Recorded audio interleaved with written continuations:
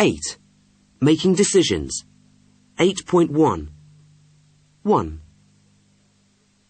Asa Candler's best business decision was definitely deciding to buy the rights to Coca-Cola from its inventor, Dr. John Stuyve Pemberton. Unfortunately, in one of the worst business decisions ever, Mr. Candler went on to sell Coke's bottling rights for just $1. Coca-Cola's daily output is 1 billion bottles. 2. Between the mid-70s and the early 80s, Swiss watchmaking companies saw their world market share fall from 30 to just 9%. Then, in response to strong Japanese competition, came the decision to collaborate. The result was the Swatch, and market share shot up to 50%. 3. In 1991, Dell Computers almost made its biggest mistake when it decided to expand and start selling through high street stores. Boss Michael Dell quickly changed his mind and returned to selling PCs direct to consumers, a strategy which has put Dell, a company that now employs 21,000 people, consistently amongst the top 3 PC manufacturers in the world. 4. In 1955, small record producer Sam Phillips sold the exclusive contract he had with a young unknown singer to RCA for the grand sum of $35,000. Unfortunately for Phillips, the singer was Elvis Presley, and he lost the royalties to over 1 billion record sales. 5. The world's best-selling toy, Barbie, is over 40 years old. The decision in 1961 to give her a boyfriend, Ken, was the first step in a successful brand-stretching exercise, which now includes Barbie CD-ROMs and Barbie digital cameras. As a result, the toy continues to outsell even Nintendo and Lego. Somewhere in the world, a Barbie is bought every 2 seconds. 6. In 1938, 2 talented artists, Joe Shuster and Jerry Siegel, sold the rights to the comic book character they designed to their publisher for $130. The decision cost them a fortune, the millions they would have made by retaining ownership of Superman. 7. In 1977, Steve Jobs invented what many consider to be the first personal computer, the Apple I. Xerox, in their worst decision ever, missed a similar opportunity. Unfortunately, Apple refused to license its product to other manufacturers. By trying to keep control, Jobs lost out to Microsoft, and it was Bill Gates, not Steve Jobs, whose personal worth first broke the $100 billion barrier. 8. And finally, in what is perhaps the most tragic business decision ever, in 1886, gold prospector Soers Harrison decided to stop digging for gold and sell his land to a South African mining conglomerate for $20. Over the next 90 years, that land produced over 1 million kilos of gold a year, 70% of the gold supply to the Western world. 8.2. Yes, I don't fancy it. Thanks for coming, everybody. Okay, let's get down to business. As you know, we're here to talk about the relocation to the UK, and I'd like to hear what you have to say. Now, the plan is to make the final move in January, but that's a busy month for us. So, what do you think? Can I just stop you there for a moment, Elke? This relocation idea, I mean, it's ridiculous. I don't think anyone here actually wants to go and live in Britain. That's right. With respect, you don't quite seem to understand, Erich. The decision has already been taken. Sorry, I don't quite see what you mean. I thought we were here to discuss this. No, perhaps I didn't make myself clear.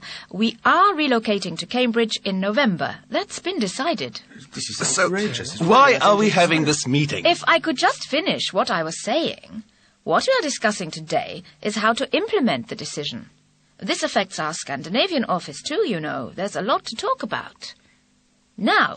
Can I just come in here? Yes, what is it, Axel? Well, I can see why we should have a branch in the UK instead of Scandinavia. We do most of our business there. But we're a German company. Head office should be here in Germany, surely. I'm afraid that's completely out of the question.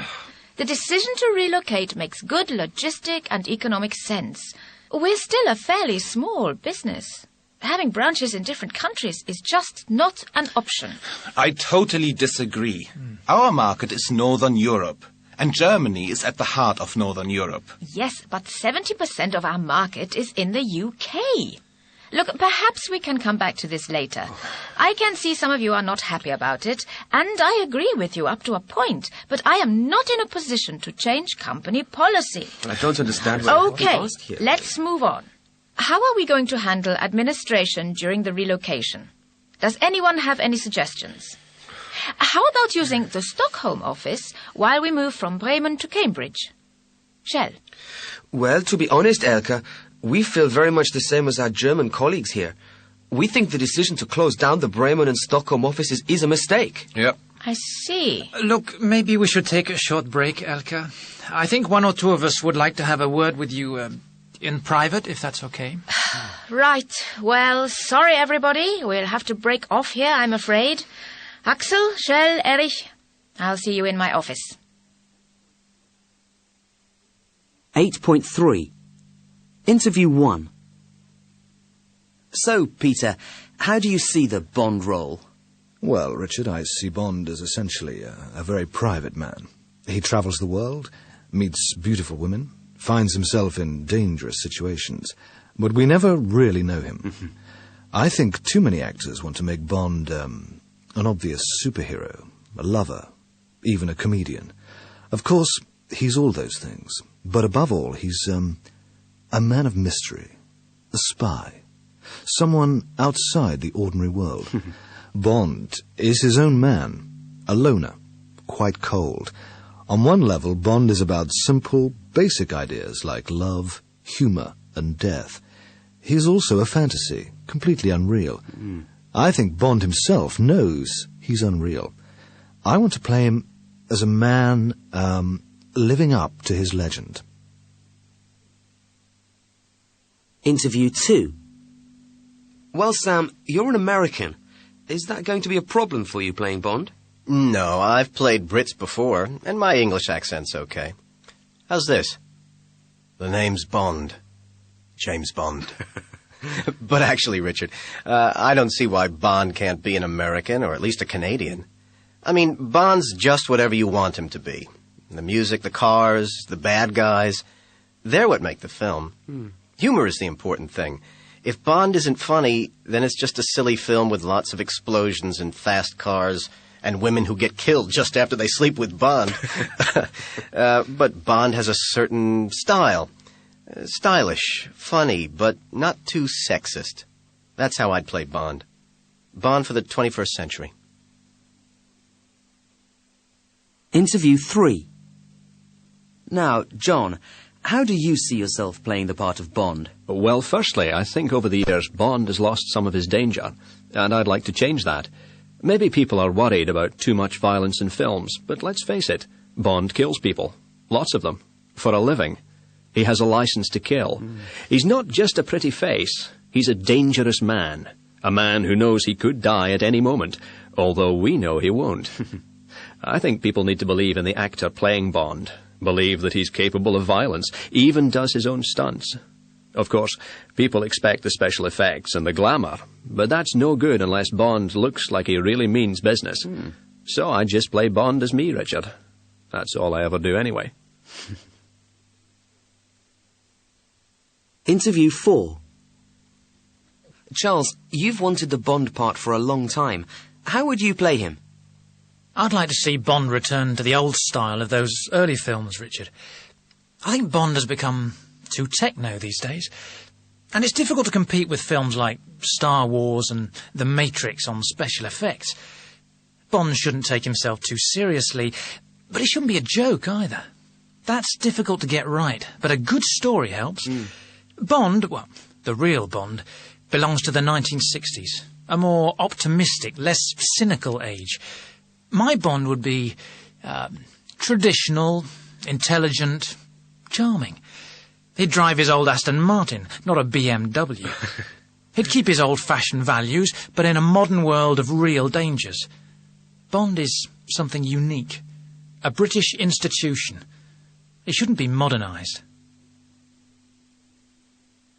8.4. Diane, this would be quite a professional challenge for you, taking over as Bond. Would people accept a woman in the part, do you think? Well, frankly, no, I don't think they would, Richard. It'd be like having a woman play Superman or Indiana Jones. And what are you going to call her?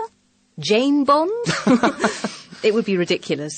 But I don't really see myself becoming Bond so much as replacing him. I think you've got to begin again, really. Maybe have James finally killed off in one of those spectacular opening sequences before you introduce the new female character.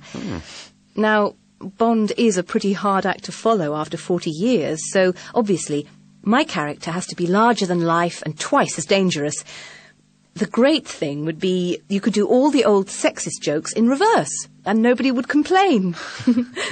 But I think the secret of a female Bond is she's got to have style and a wicked sense of humour, or everyone will just hate her for getting James's job.